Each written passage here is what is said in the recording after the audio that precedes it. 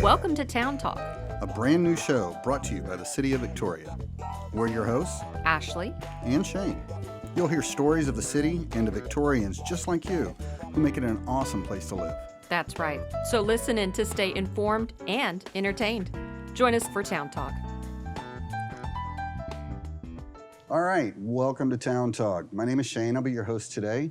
I'm with the City of Victoria, and today we have the honor of having Danielle Williams, the Executive Director of the Main Street Program.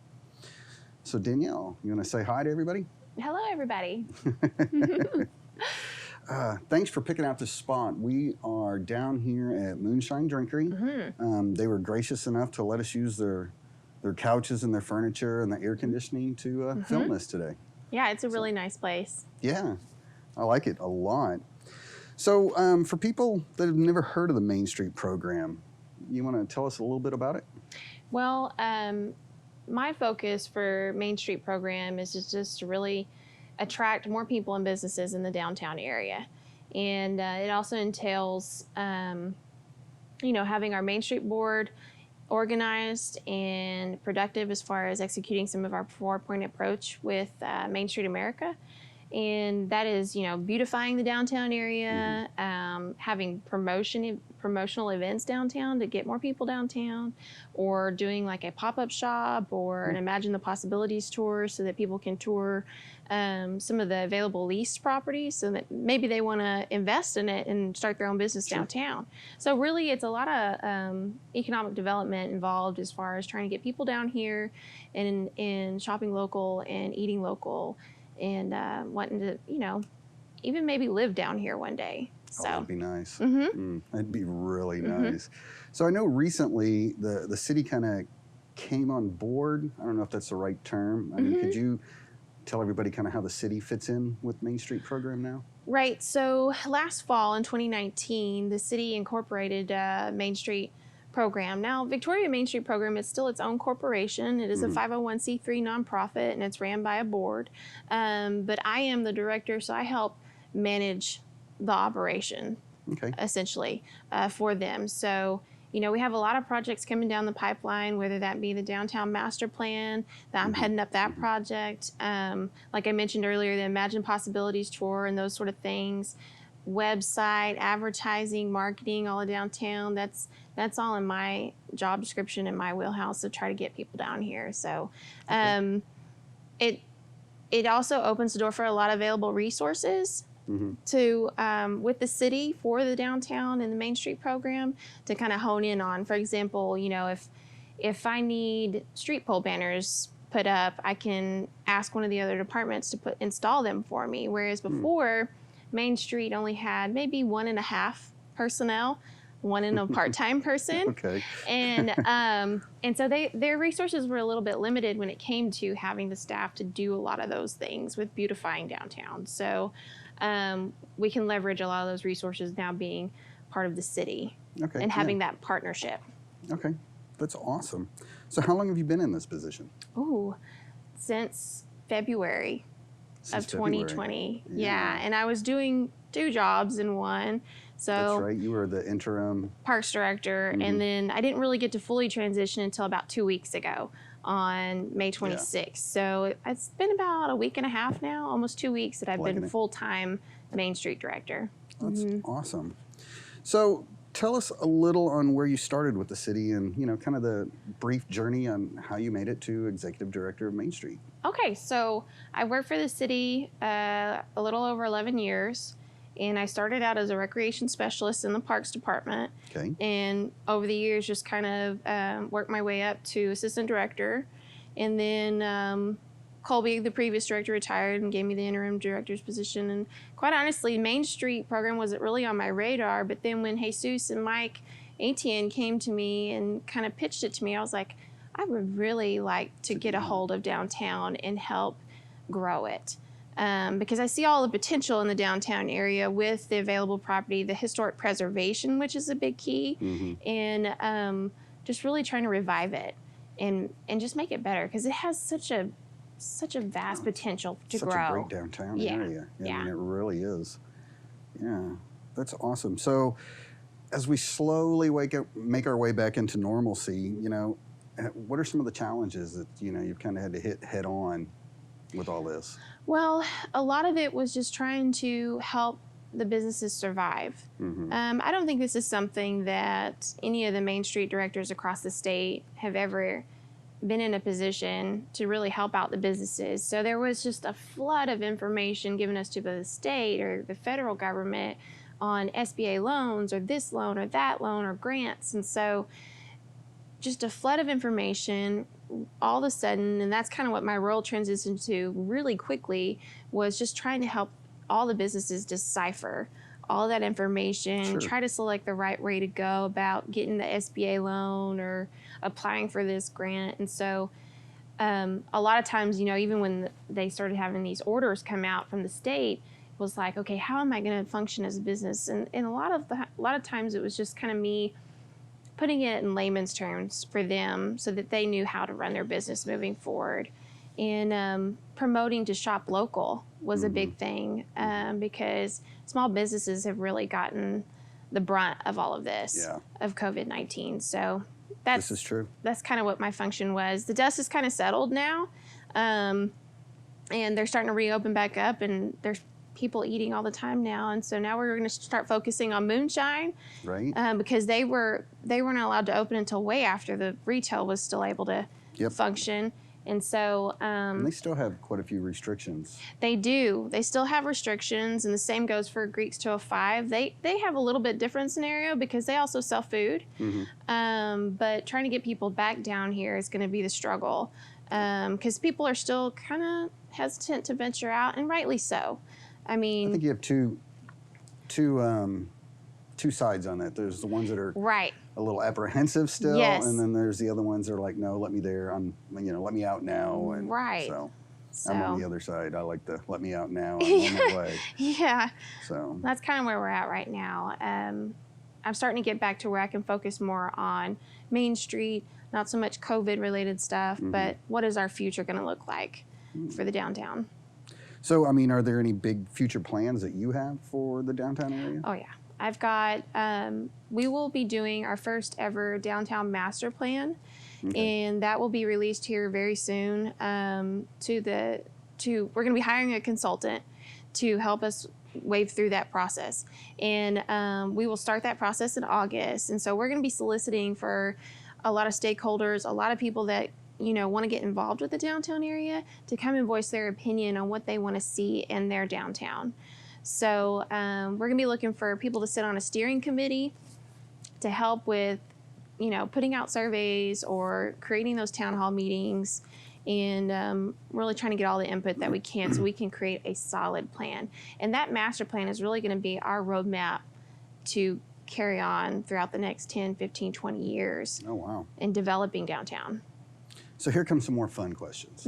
So what does off the clock Danielle like to do? I like to go camping. Oh, awesome. I like to go camping with my family. We really like to go to Jellystone parks. I don't know if you've heard of any of those, but I've heard of Yellowstone, not Jellystone. Well, it's Jellystone. It's based off a Yogi Bear cartoon. Oh, that's right. Yeah. So the kids love it, and they have Yogi Bear, and all the characters dress up and they come out, and there's a lot of interactive games. That would be neat. Yeah. So, and of course, we get to take our camper, and we have a good time doing that. But yeah, we like to do that. Yeah, we used to do a lot of camping when the kids were younger. They're all moved out now, so we don't do any camping now.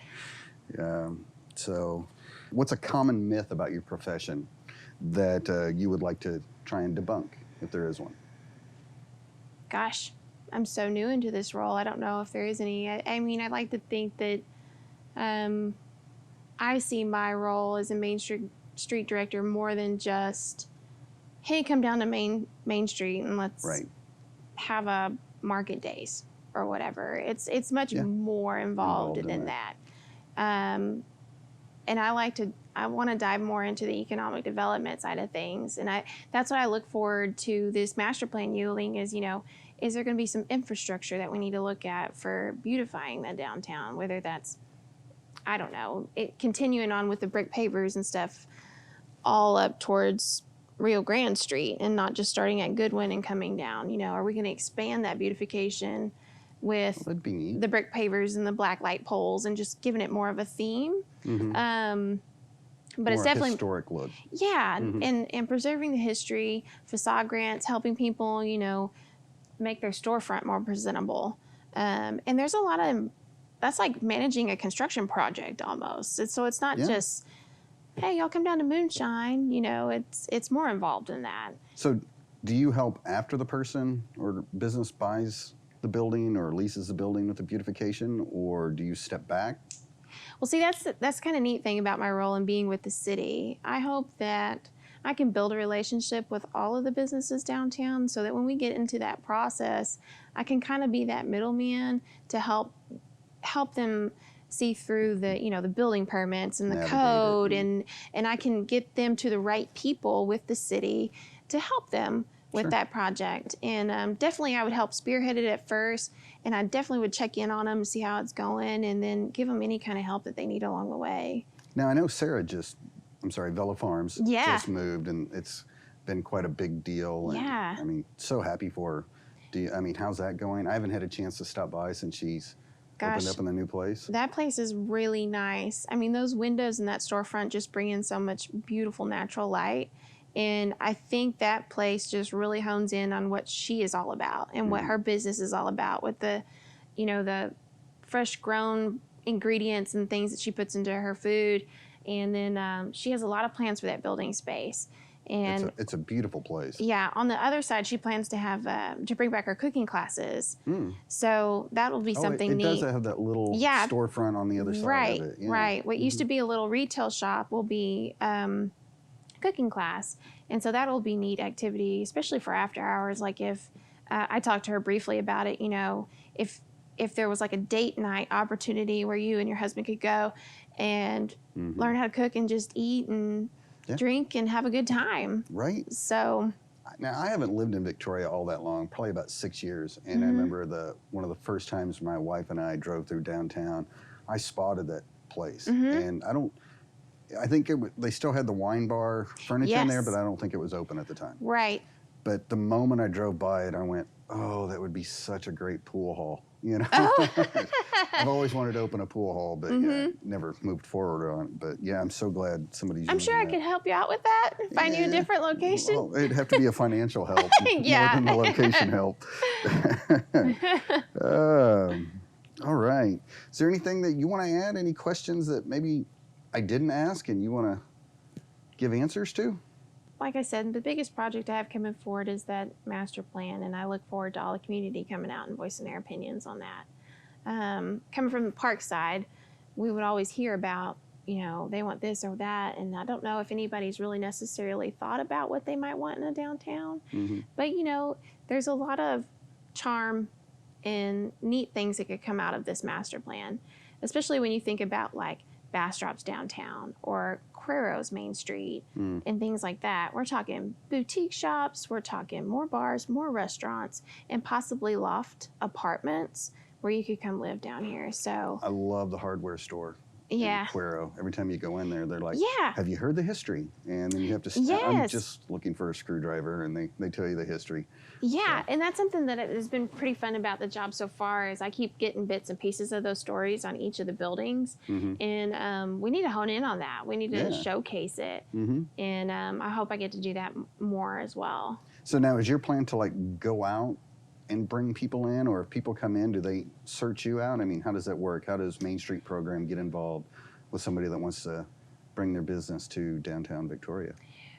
Well, I think there's a collaboration between me and probably the Victoria Economic Development Center and maybe even the Small Business Development Center with UHV, or even the Chamber of Commerce. But they can reach out to me and I can help them. You know, I can point them to the right place as far as, well, we've got this, this, and this. We're working on updating a webpage called downtowntx.org, and on there will be all of the available properties for sale or for lease. Because it's hard to find them now. Yeah. So we're working on updating that so we can put that on the webpage, and that can be more prominent on the webpage. But yeah, they can either come to me. Right now, it's more like come to me because I'm still trying to get out. As far as COVID's related, it's been hard to get out and try to meet people. Sure.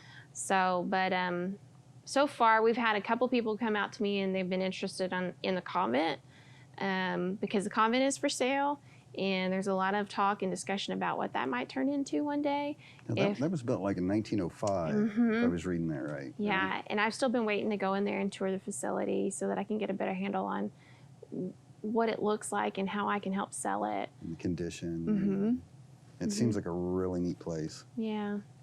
So, awesome. Well, we always ask this one last question. Okay. What is your best tip for making the world a better place? I think everybody just needs to take a step back. And man, that's such a good question for right now, especially with what we're dealing with today. My brother is a state trooper. Okay. And he recently just had to go and help out with the riots in downtown Houston. So that was scary for me. And I can only imagine how it was for his family because he's a Sure. father of two. And so I think if everybody could just take a step back and try to think for themselves and just show a little bit more kindness, I think that would definitely make the world a better place. I totally agree. All right, well, I think we're about ready to wrap things up. Danielle, thank you again Thanks. so much for hanging out with us. Really enjoyed the conversation. And for you listeners out there, be sure to keep an eye out for Danielle and the Main Street program. They're going to continue to do big things. I know that. And let's see. Be sure to check out our new website at victoriatx.gov. And thank you for watching, and hope you'll tune in next time for Town Talk. Thanks.